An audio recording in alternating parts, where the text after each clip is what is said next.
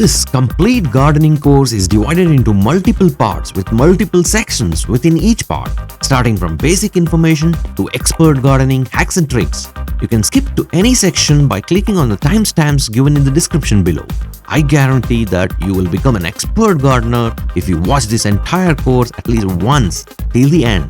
Please follow this playlist titled Complete Gardening Course and watch all parts like Part 1, Part 2, Part 3 and so on. Let's begin. Now let's start discussing on indoor farming or indoor gardening in simple Q&A format to keep this episode interesting. On number 1, what is indoor gardening or indoor plantation? In simple words, it means simply growing plants indoors. This might be at a residential home or an office building or any other type of enclosed area. 2. What are the types of indoor gardening? Indoor gardening can be container gardening, which is the most common and the simplest type. Then hydroponic gardening, that is growing plants in water using various techniques. Then environment agriculture, vertical farming and many more. We'll discuss these later in various episodes of this series. Number 3. What are the basic components of indoor gardening?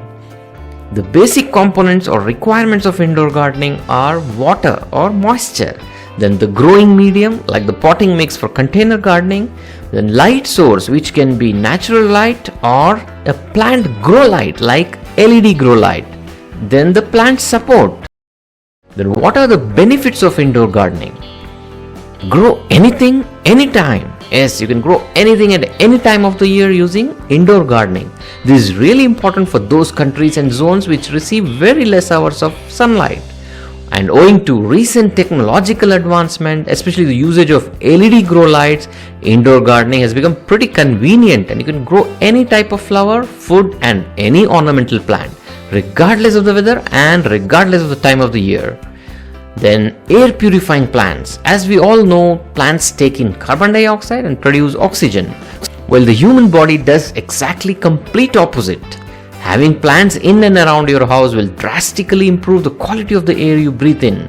Many air purifier plants filter the air around the plants and absorb toxic gases such as benzene and formaldehyde. Grow fresh herbs and vegetables organically for your kitchen. This I feel the most important benefit. I understand this may not be so easy practically as it sounds. Though not indoors, I've always recommended organic vegetable gardening in your home or even in terrace garden in your containers. We look into the basic principles and components of indoor gardening. The first and the foremost factor is moisture. The moisture of the plant is related to hydration of the soil, which is achieved by simply watering the plant. Here you must take care not to commit the mistake of overwatering or even underwatering. Always use the finger dip method to check moisture before watering. Then watering a plant by the calendar method is not recommended. The watering requirement varies from plant to plant. Like for instance, succulents or xerophytes require very less frequent watering, like once in a week. Then the second factor is light. This is a major factor required for plant photosynthesis. This can be achieved by two methods: natural sunlight and grow lights. Natural sunlight, like placing your plants in your balcony or near a window or under indirect bright light in a bright spot in your home. Then grow lights. This is obviously an artificial source of light for plant photosynthesis. These plant grow lights are actually substitutes for sunlight, and present day technology provides great quality LED grow lights emitting the electromagnetic spectrum appropriate for photosynthesis. You can grow any plant including vegetables and even flowering and fruiting plants under LED grow lights. Then the third factor is soil, that is the growing medium. For house plants to thrive successfully indoors, special care needs to be taken of the kind of soil they're planted in. The soil used for house plants is different from the natural soil that the plants usually thrive in outdoors. Then the fourth factor is fertilizers. Natural outdoor grown plants receive nutrients from the ground soil. However, potted plants have to be fed regularly to meet the plant requirements and sustain the growth and yield. This includes the major NPK elements, that is nitrogen, phosphorus and potassium, as well as the trace elements required for proper plant performance. We always prefer organic fertilizers like vermicompost, decomposed cow dung or horse dung, bone meal, neem cake powder and stuff like that for our indoor as well as outdoor gardening. We always say no to chemicals. Then the fifth factor is the containers. Choosing the right container for indoor gardening is not so much important except using the right size for a particular plant. You can use plastic, cement, ceramic or even wooden containers for indoor planting. Plastic is commonly used as it is relatively cheaper and even lightweight. Make sure you have drainage holes in the container and also you cover the holes with a mesh at the bottom and also use a plate under the container. Then other factors like humidity, temperature, air circulation and plant support are also important factors to take care in indoor gardening. Variations in these factors can be responsible for leaf drying, leaf drop, fungus and many other problems. Urban gardening or small space gardening in containers is on the rise, and the number of people growing plants indoors is also on the rise. The most important aspect of container gardening is the potting medium used, because this, along with light and moisture, will be the most important factor to help your plants grow healthier and disease free. I never use the commercial potting mixes available, which are in fact too expensive. I rather prefer to make my own homemade potting mix recipe for both my indoor as well as outdoor plants. Now, let's start looking at the ingredients we use to prepare our indoor soil mix one by one. We list out the formula or the recipe with the proportions of each ingredient used shortly. The first and foremost ingredient is the garden soil. This forms the major component of an outdoor potting soil recipe because one of its major function is plant anchorage, which is very important for outdoor plants which can be easily knocked down by strong winds. We'll use garden soil in our indoor potting mix too, but in smaller quantity. Then the second major component is coco peat or peat moss. I prefer coco peat because it's easily available and inexpensive with a neutral pH. Plus, mixing this with the garden soil removes the compactness of the garden soil and makes it well draining. This forms the major ingredient of our indoor potting mix. It's available as a compact brick or even in powdered form. The coco peat brick can be easily reconstituted into the coco peat powder by mixing it with water. One brick of about 5 kgs will give you a large volume of up to 75 liters of coco peat powder. Then the next component is compost like vermicompost or decomposed cow dung or horse dung powder or both. Compost manure is an essential component of any potting mix to provide the major and minor plant nutrients like the NPK, that is nitrogen, phosphorus and potassium, along with the trace elements. We have already discussed this in our previous episodes on the basics of indoor gardening. Then the next component is neem cake powder. This is optional, but adding this will take care of any fungus and harmful bacterial growths and protects your plants. Then bone meal powder. This is again optional but very useful if you are growing vegetables or even flowering plants indoors under grow lights. This will induce flowering and fruiting if mixed with potting soil. Then the sixth component is perlite, vermiculite or pumice, or all the three. All these serve the same purpose of making a well-draining potting mix plus adding a good aeration system for the roots. Among these, vermiculite should be used cautiously because it holds a lot of moisture and can rot your plants, especially succulent plants. Then vermiculite can be used for water-loving plants like the lucky bamboo and others. Pumice and perlite are the best options. Among these two, the main drawback of perlite is it gets crushed into powder if you use it along with too much garden soil, and in this case, pumice is the best option. Garden pumice or horticultural pumice is available in various grades or sizes and it cannot be crushed unlike perlite. Now, quickly before the potting mix formula or the recipe, let's know the difference between the potting mix and the potting soil. Potting mix is simply a mixture of all the above ingredients minus the garden soil. That means it is a soilless medium. On the other hand, it's called potting soil when you use garden soil in the mixture. That's simple, but most often these two terms are used synonymously. Now, here in this recipe, considering the importance of plant anchorage, we'll be using garden soil too, but in small quantity. Now, let's take a look into the actual recipe of this indoor potting soil. Coco peat forms about 40 to 50% of this mix, then garden soil about 10 to 20%, then perlite or pumice or both about 20%, compost like vermicompost or cow dung powder, or a mixture of both about 20% depending on what you want to grow. For instance, for veggies and flowering plants, you can increase this to 30%. For ornamental plants, 10 to 20% is sufficient. This can also be added later on the top layer of the soil, like a handful of it per container once or twice in a month. Then optionally you can add about 5% bone meal plus neem cake powder. I'm sure most of us would love to grow plants indoors, whether it's for aesthetic reasons like home decor or whatever. We face many challenges in growing plants indoors. The single most important challenge is lack of sunlight. There is a minimum requirement of sunlight for every plant, lack of which can seriously damage or even kill the plant. Not every house or apartment is blessed with enough sunlight. So, what's the solution? Many of us keep plants indoors and do all the hard work of shifting them outside in full sunlight once or twice a week to keep them alive.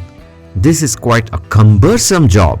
The best solution is to provide artificial grow lights so that the plants can continue their photosynthesis.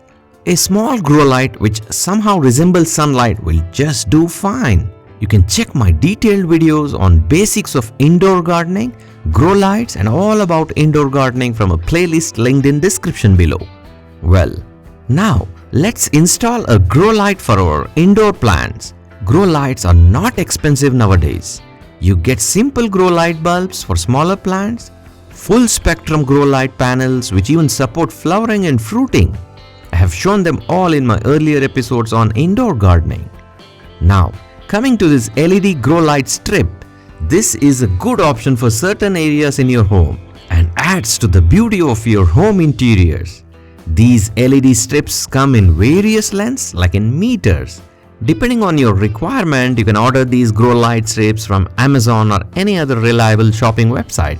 These are waterproof strips and come with a sticker at the back surface. You can have a look at this partition panel and have created these two compartments for indoor plants. I have done the wiring from inside for power supply. The most elegant way to install these LED strips is to use these aluminum profile light channels which again come in various sizes. Here I am using 17mm channels. You need to cut a groove for this 17mm channel. Now let us first assemble these LED light strips. You can measure the length of the strip needed and how many strips you require and make a cut at this point marked on the strip. This is not rocket science, it's simple DIY thing. If you want to join these two strips together, you can use these connectors of proper sizes to hook in the ends of the strips. Or you can just solder wires to the ends. Make sure you have a color coding for positive and negative terminal and not to reverse the polarity. It's clearly marked on the strip. Depending on the specifications of your strip, you need to provide a proper power supply. Like in this case, it's 5 volts power needed for this strip, for which you can connect it to any mobile charger or a socket with a USB charging facility which has 5 volts power supply. You can solder or join the wires from any USB cable to this LED strip. Then you can stick the strip to the aluminum channel and fix the channel to your plant compartment area. That is it. You can power these on for 10 to 12 hours a day depending on the plant you are growing under it. Make sure the distance of the plant is not too much from the light source.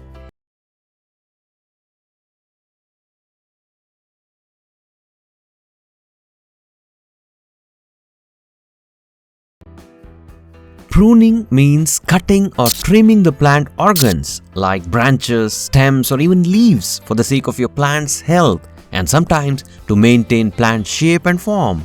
It's a very important task in gardening, especially if you want your plants to perform well, like to promote a bushy growth and improve flowering and fruiting. Another advantage of pruning is it allows you to remove the damaged or infected branches and leaves which can further spread and cause more damage. In this episode, we'll briefly look into some questions about pruning, like which season to perform pruning, types of pruning, how to prune and why, pruning tools, and many important concepts and tips on pruning. Pruning your tree or cutting your tree branches is actually wounding your plant. It's actually a plant surgery similar to human or animal surgery, done either to save a plant from disease and also to make it look neat and good. Like the surgical wound, pruning also induces a wound or injury at the point of incision, and this wound has to heal properly. So, let's begin with when to prune and which plants. Let me start with a comparison. The best time to perform a surgery on a person is when they are in sleep, that is during anesthesia. This is the same for plants as well. As a general rule, for most plants, including flowering and fruiting plants, they need to be pruned, especially hard prunings to be done while they are in a period of dormancy, that is when they are asleep or inactive. This period usually falls in late winter through early spring, like in the month of January, depending on the climatic zone you live in. Another reason to perform this surgery in winter is the healing of the wound is better in this cold season due to many scientific reasons. But some other plants need to be continuously pruned or trimmed. I mean dead-headed or soft pruned to maintain growth and flowering. We shall discuss what is hard pruning, soft pruning, deadheading, etc. shortly. Please watch this till the end. Also remember to disinfect the cutting tools before you start snipping your plants. You can wipe the blades with any household disinfectant, or you can also use hydrogen peroxide 3% or 6%, and this is easily available at your local medical store. Then secondly, the types of pruning for your house plants.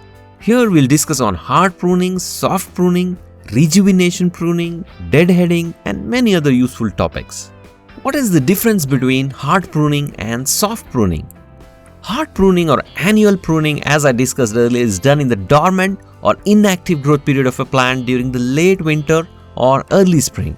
In hard pruning, we cut off most of the plant stems and branches, at least 50%, to promote all new productive plant growth in the growing season, whereas soft pruning can be performed any time of the year.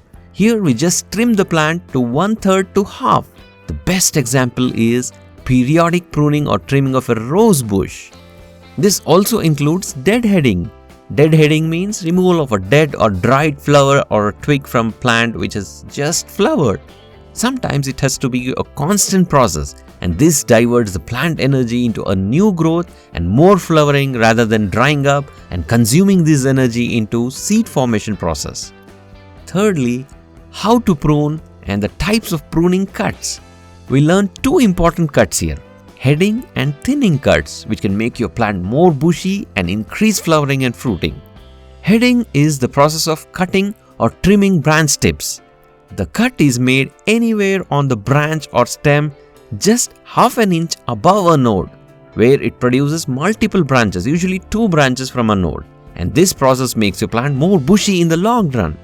One very important tip here is the cut is to be made at an angle of 45 degrees to allow the water to run off, because if flat cut is made, water can stay on the top of the wound, which can increase the chances of fungal or bacterial infection.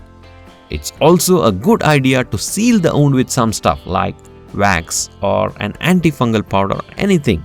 Even some recommend Fevicol paste. But if you can buy a tree paint or any commercially available pruning sealer, that's still better. Some experts say it's better to leave it open and let the plant heal itself, especially for larger trees. Well, thinning. This is the process of removing entire branches from a main stem by making a cut at its collar or just outside of the collar. Collar is the area where the branch connects with its main stem. Thinning helps sunlight to penetrate to the interior foliage and promotes good air circulation and thus avoids fungus and bacterial growth. If you're not sure how to and when to prune a particular plant, I still suggest you to at least perform soft pruning at least once in its growth cycle. There are many gardeners who are not aware of the correct type of pruners they need. Like for instance, which of these two you'd choose?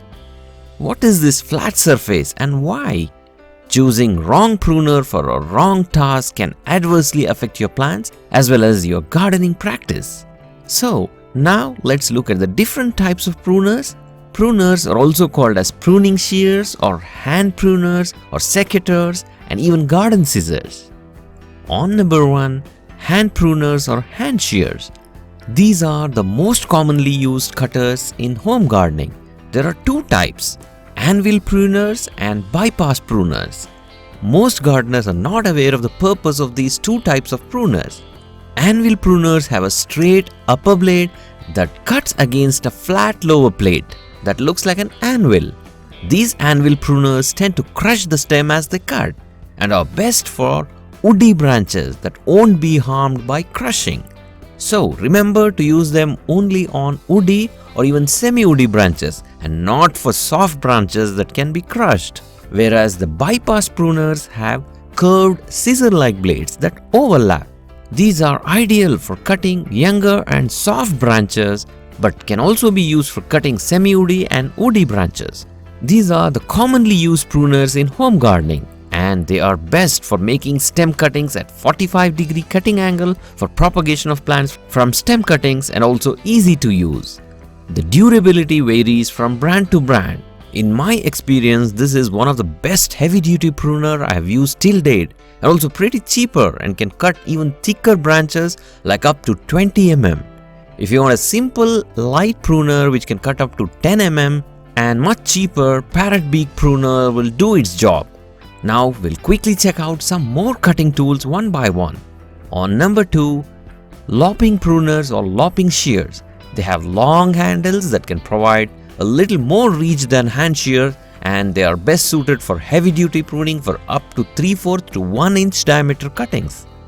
On number 3, pole pruners. Pole pruners are made of blades attached to hooks.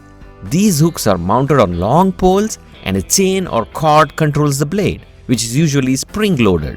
Pole pruners can typically reach branches that are 12 feet or more above the ground. These are typically used when the use of ladder is not possible. On number 4, hedge pruners or hedge shears. These are designed for rapid trimming of hedges. The hedge shears come in a variety of sizes and designs. They have long, straight or angled blades that are sharp enough to cut several branches at one shot. The longer blades of hedge shears ensure an even cut across the plant branches to maintain a neat and balanced border. You can also use them to make a neat border of many other plants as well, like bougainvillea bush and stuff like that. On number 5, pruning saw. These come in a variety of sizes and blades with teeth that are fine or coarse or even a folding type like this one. This looks pretty handy and sturdy for home gardening purpose. These are typically used for stems that are more than 1 to 1.5 inches in diameter, which are usually too large for hand pruners or lopping shears. On number 6, flower cutter or floral snips. This is a simple bypass pruner to cut small branches or flowers. These are lightweight and have a spring system, and they're best for performing deadheading and also pinching technique for more branching and making your plant more bushier. On number 7, grass trimmer. If you have a lawn and don't want to invest on a lawn mower, this is the tool for you. Last but not the least, a simple good quality scissor does a lot of job. I'm sure all of you agree with this. This is quite handy and most useful all-purpose cutting tool in gardening.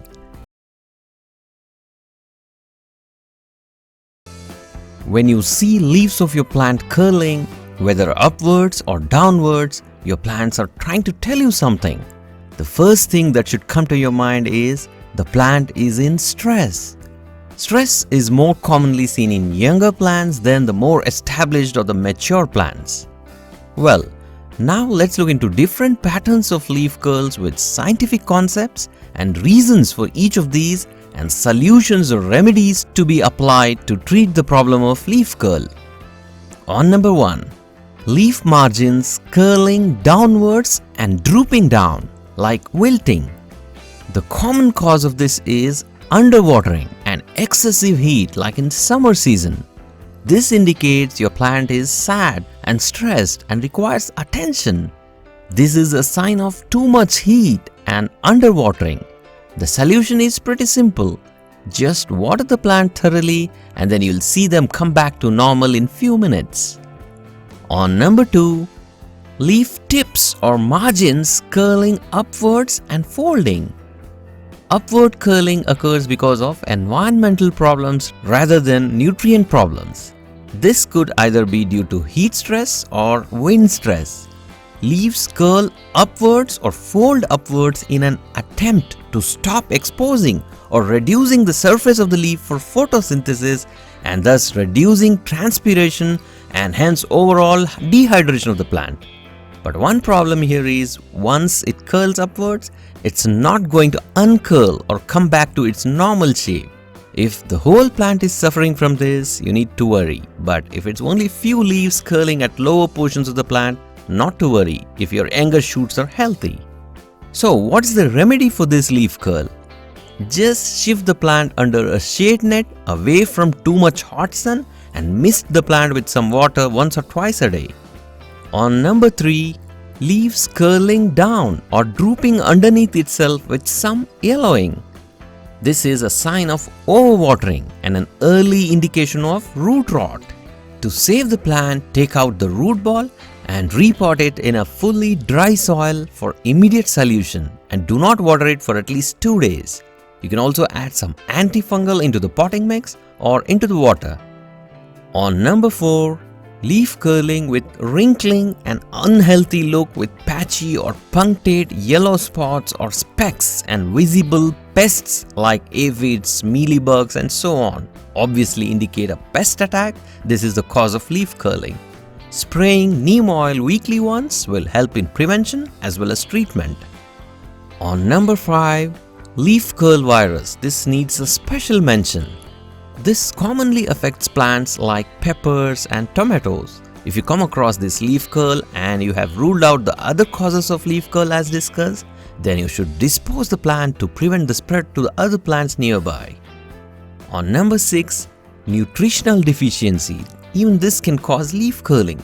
The fact you must remember is about 90% of all leaf curling or leaf injury like yellowing and so on can be attributed to environmental issues, not nutritional. The main nutritional causes of leaf curling are magnesium and manganese deficiency. Magnesium deficiency curling shows on the middle to older leaves with patchy yellowing as well. But the leaf veins stay green, that is called interveinal chlorosis. Whereas manganese deficiency curling first starts showing at the younger leaves. So this is how you differentiate between the two. So the first thing you need to do to support this diagnosis of nutritional cause of leaf curling is a soil pH test. Too much alkaline soil will inhibit the absorption of these micronutrients by the roots. Simply adding micronutrient powder will not help. First, test the soil pH and then correct the pH. You can make it more acidic by adding alum or vinegar. You can watch all my related videos on these topics from links in description below. Then you can also foliar spray with Epsom salt solution. Epsom salt is magnesium sulfate if you're suspecting magnesium deficiency.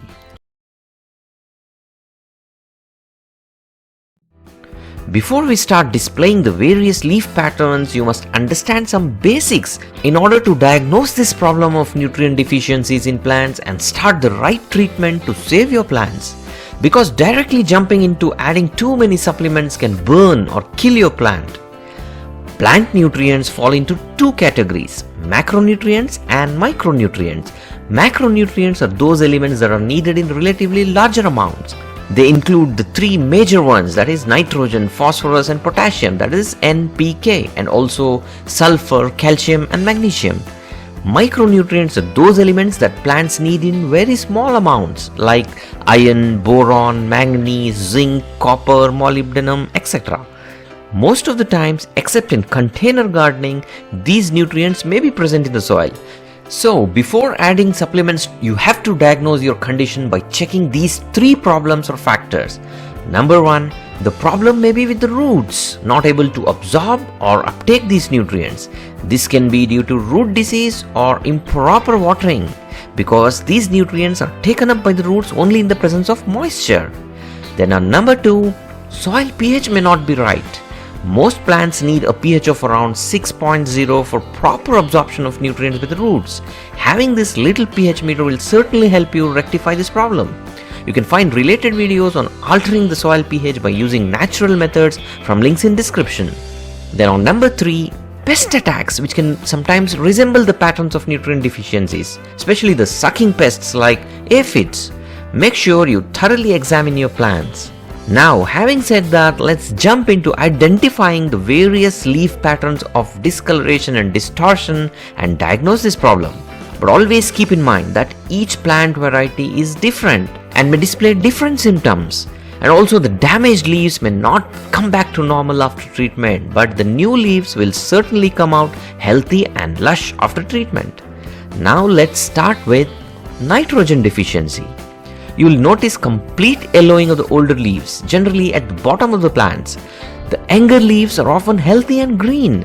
This is because nitrogen is a mobile nutrient which moves up from the lower parts of the plant to the growing ends as a compensatory mechanism. And hence the older leaves donate nitrogen and show complete yellowing, including the veins and the entire surface. The solution to this is simply adding a good nitrogen-rich compost like the decomposed cow dung or horse dung. But before adding this, please rule out the problems of improper watering and soil pH that we already discussed. Then on number 2, calcium deficiency. Here the new leaves are affected and may show yellowing, distortion and even burnt tips due to necrosis or the death of the tip tissues. Blossom end rot disease seen in tomatoes and squashes is the best example of this. We have discussed this problem and treatment in detail in my previous episode. Then on number 3, magnesium deficiency. Magnesium is also a mobile nutrient and hence the older leaves first turn yellow at the edges and the surface. That is called interveinal chlorosis, meaning yellowing between the leaf veins. The veins, as you can see, stay green, giving the leaf a marbled appearance. Remember, magnesium is the centralmost atom in the chlorophyll molecule, which imparts green color to the leaf. Foliar spraying or watering the plant with 1 teaspoon Epsom salt per liter of water will give great results. Then on number 4, iron deficiency. Iron is an immobile nutrient and hence cannot be carried up to the younger leaves from the older leaves for compensation. So, the leaf yellowing is first evident at the tips or the younger leaves. The pattern is similar to magnesium, that is the interveinal yellowing. This is actually a common pattern and most often due to alkaline soil pH, which prevents proper absorption of iron by the roots. Hence, it's also called as lime-induced chlorosis. The treatment for this is actually rectifying the soil pH to around 6 if it's alkaline. Another method to bypass this problem is foliar spray of a micronutrient solution or even compost tea like how we have done in our previous episodes. Related videos can be found in description links below. Then on number 5, phosphorus and potassium deficiencies. These are very much similar to each other and the plants show stunted growth plus leaf chlorosis like leaves turning darker or even purplish. But this is difficult to identify and depends on the type of plant. Isolated potassium deficiencies usually exhibit yellowing starting at the tip or the margin of the leaf, with the center being still green. Last but not the least, you must be aware of a condition called yellow vein chlorosis. Here only the leaf veins turn yellow while the rest of the leaf shows normal green color. This usually happens in winter or the dormancy period due to reduced nitrogen uptake by the roots from the soil in low temperatures. Well, now the universal treatment solutions for all these problems. You have 2 options. First one is making the universal cocktail fertilizer mix. You can check this link circled right here to learn how to make this organic mixed fertilizer rich in all nutrients. And the second option is vermicompost. which is rich in almost all micronutrients. Adding a handful of vermicompost every 15 days will keep your plants healthy and high yielding.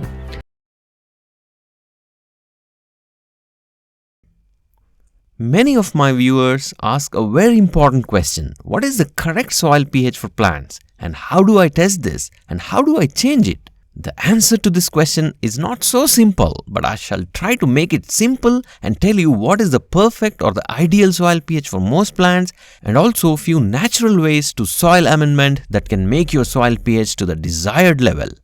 Sunlight, water and nutrients. These are the basic factors for plants to thrive. But there is another crucial factor that determines whether your plants thrive or struggle to grow. It is a soil property called pH. An ideal range of soil pH is indispensable for proper nutrient absorption by the roots. What is pH? pH is just a number or a value ranging from 0 to 14. 7, that is the middle of the scale, is considered neutral pH, and anything below 7 is called acidic or sour in layman's term, and anything above 7 is called alkaline or sweet. So, what is the perfect or the ideal or the desired soil pH for most plants? How will I measure this, and how will I adjust the soil pH to the desired level? This value of ideal soil pH could make a huge difference and really an important step for those looking to grow bountiful gardens, because most of the nutrient absorption at root level happens at this ideal pH level.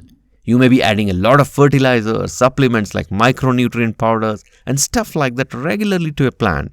But if it's not producing good results and you still have anemic plants, then you should suspect something wrong with the soil pH. Either it's not favorable to your plant or the plant is unable to adapt to the pH changes. For most plants, the ideal pH has to be slightly acidic, like around 6.5. But this doesn't mean that the plants cannot grow outside this range. Places with lots of vegetation and rain, such as forests, tend to produce acidic soils, whereas dry and arid zones like deserts are more likely to be alkaline. We'll learn about the acid-loving plants and alkaline soil-preferring plants later in this episode. Well, how do I test soil pH at home?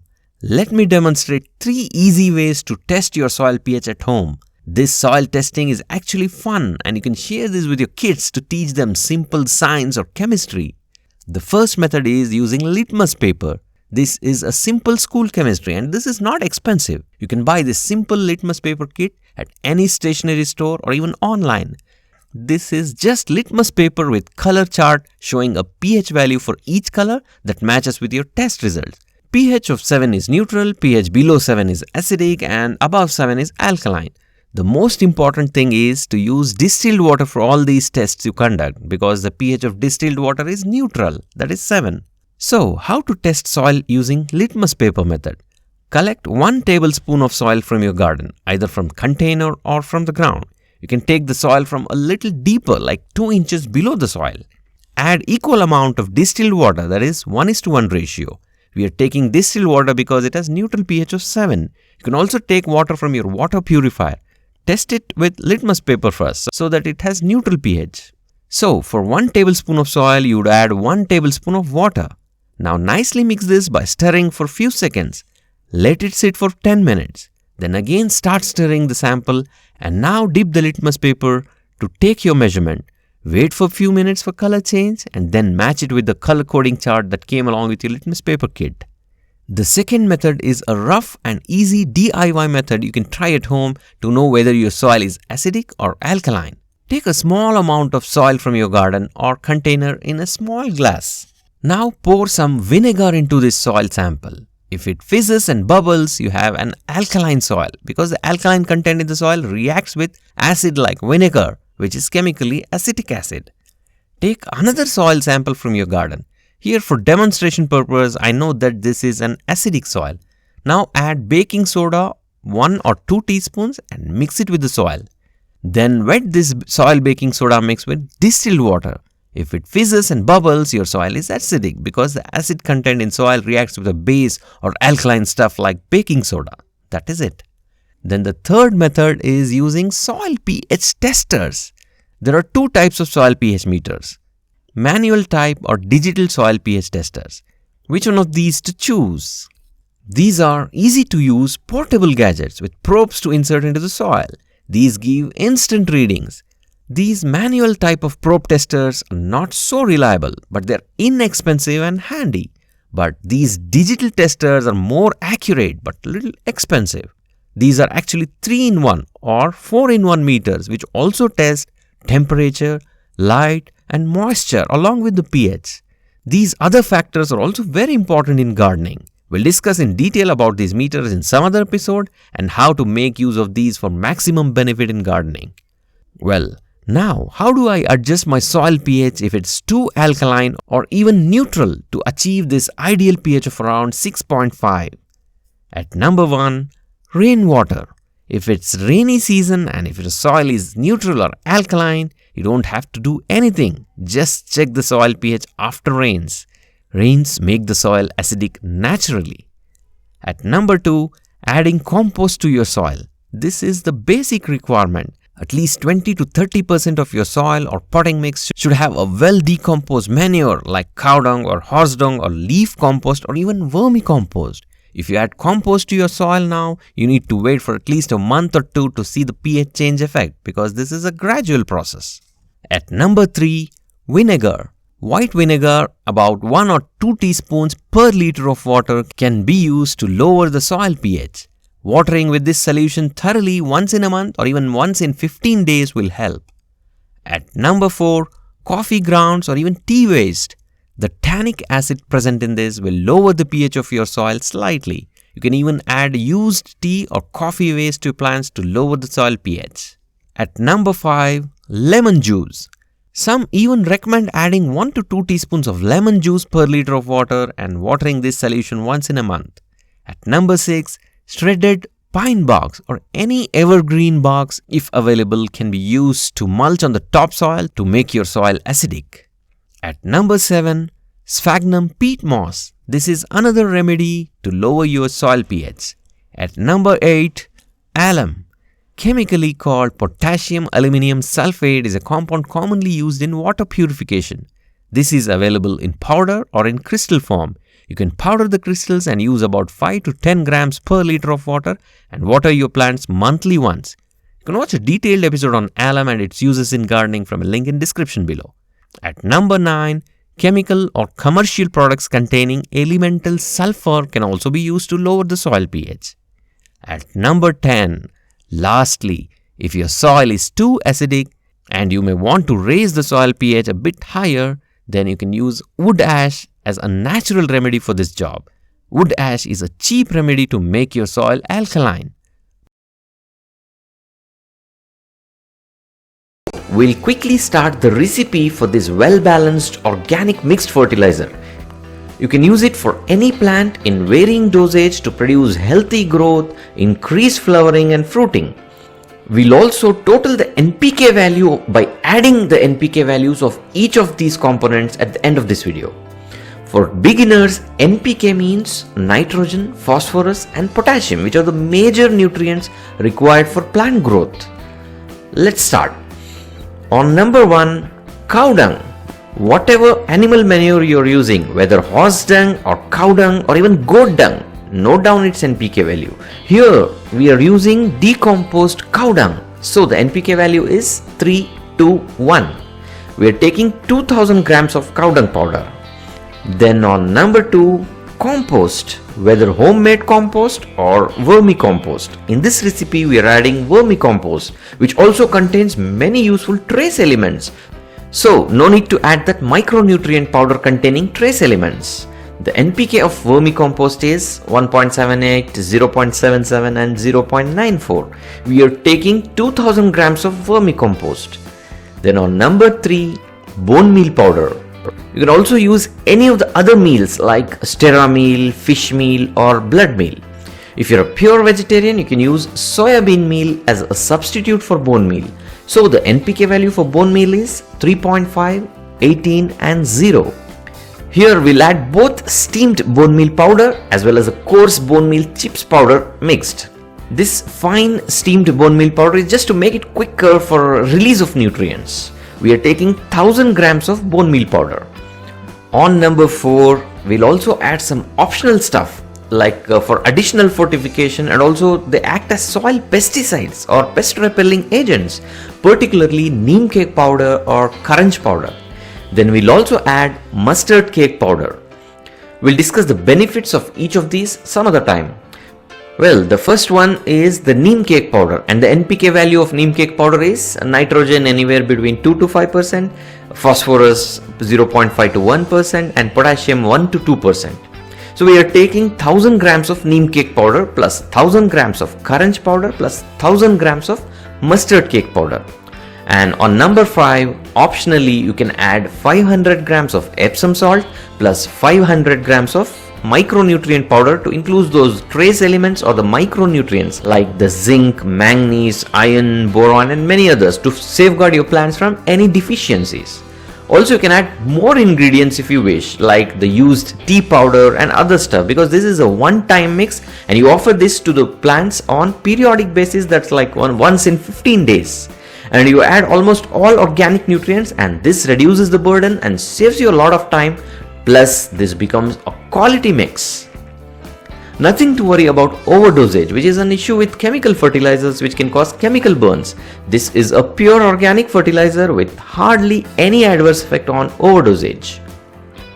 So, after approximate calculation, the total NPK value of this fertilizer mix is 22:25:07. Take a look at the equations in the table. Then optionally you can perform a soil pH test and mix either wood ash or lime to make the soil more alkaline if it is too acidic, and if your soil is too alkaline you can add alum powder into this mix. We have discussed these things in detailed videos. You can check those from description below. And one more important point from a storage point of view is you might feel some moisture in the mixture due to a moist ingredient, especially vermicompost. You can either use completely dry ingredients before mixing, or you can dry this mixture in sunlight and then store it in airtight containers. It will not lose its NPK value much on drying. Remember to mix these ingredients thoroughly well for best results. Now let's look at the recommended dose per plant. Depending on the plant, you can use 1 tablespoon once every 15 days, especially for flowering plants, and once in a month for other plants. Make sure you apply this after tilling or raking the top layer of the soil, and then apply around the plant, not directly on the roots.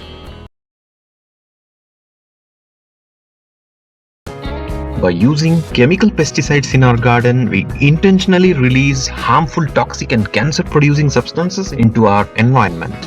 Thankfully, there are a number of easily available natural substances that act as organic pesticides and are completely safe to use them on your plants.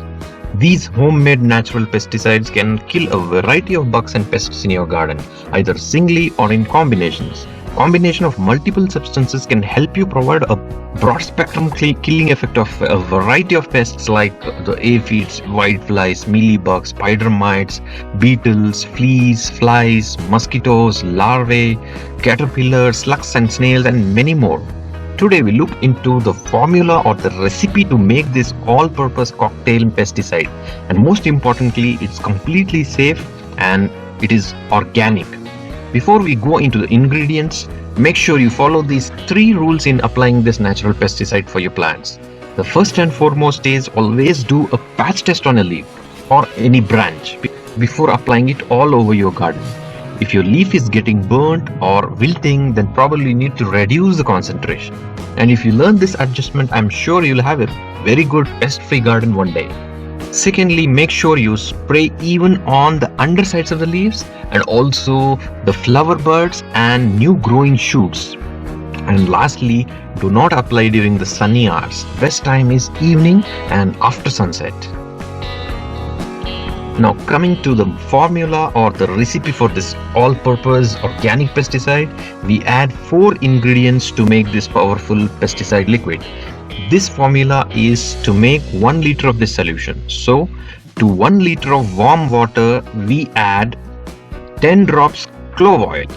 If you do not have this clove oil, you can make a clove solution by taking 1 tablespoon of cloves and then crush them roughly, and then add this to a cup of warm water and leave this for 1 to 2 hours and then use this solution.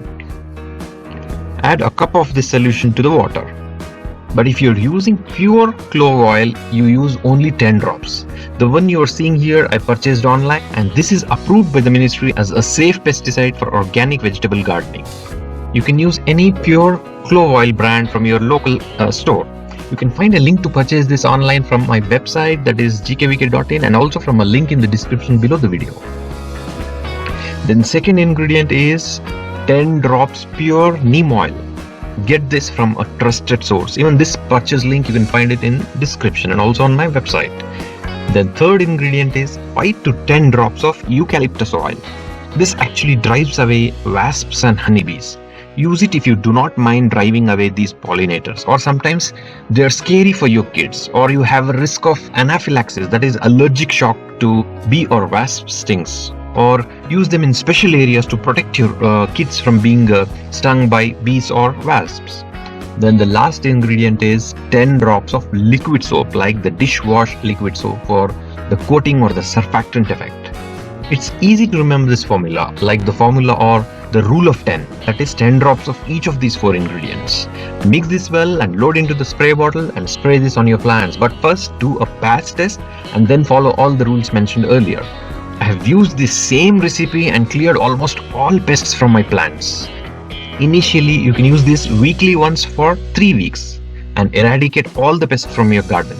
Then as a maintenance dose or the prophylactic dose, it is in a little lesser dilution. Use this at least once every fortnight or at least once a month.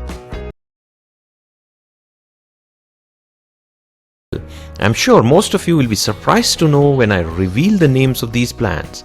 And some common house plants can really be toxic to children, even pets, elderly people, and even you, especially if you do not know what the plant name is and its properties. So, plant identification is very important before you purchase or grow a plant in your home or garden. These poisonous plants can affect your kid or pet if they eat the plant leaves, and the action can be due to some poisonous chemicals. If they touch the plant, if they eat their flowers or fruits, touch or eat the sap or juice produced from the cut ends. Then for pets, if they eat the soil or even drink the water left over in the plant tray. So let's start identifying these 8 common toxic houseplants with some important points and symptoms they produce in pets and humans. And many of these are also known as good luck plants, but some may not be so lucky for your pets and kids. So on number 1, philodendrons.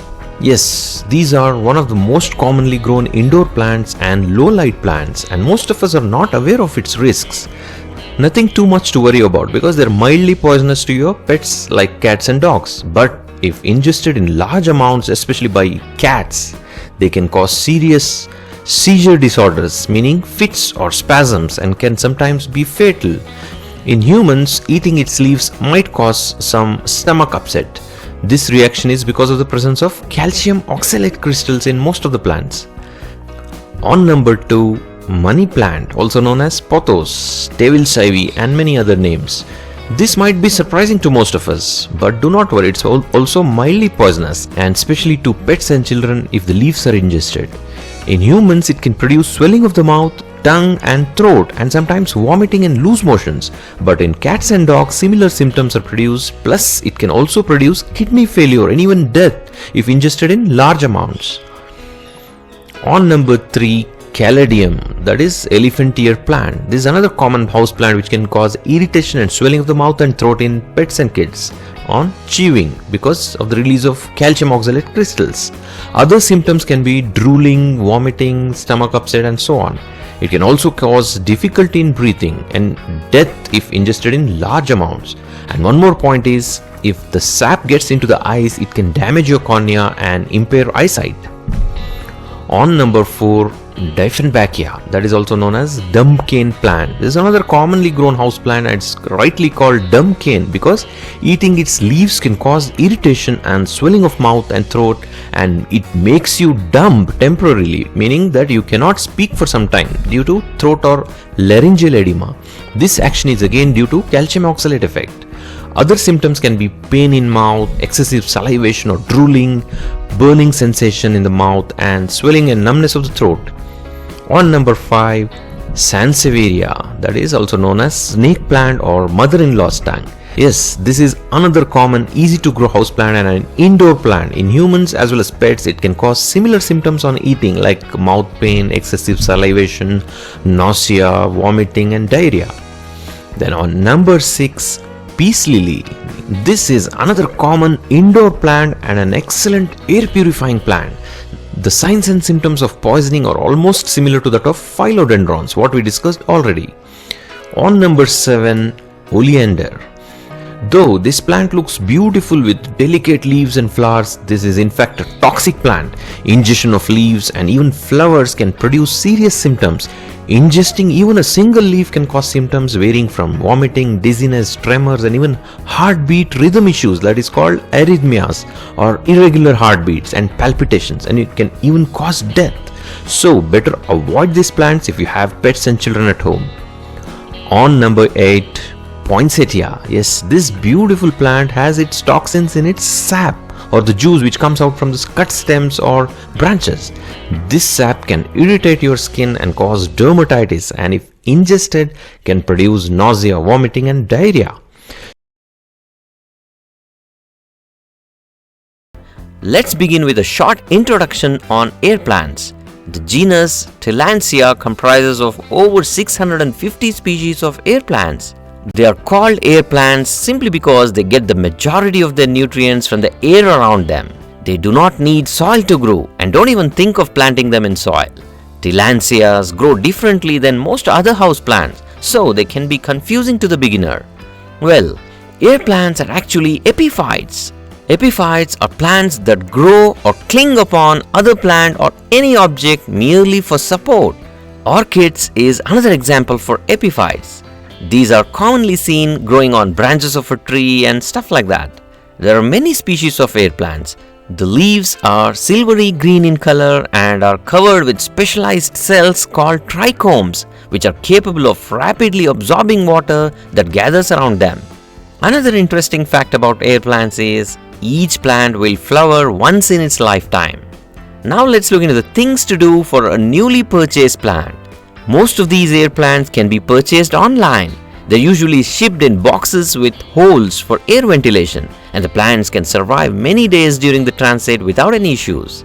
The first thing you should do is carefully unpack them and submerge them in water for 1 hour, preferably upside down. One most important thing you should remember is not to use chlorinated water or even hard water.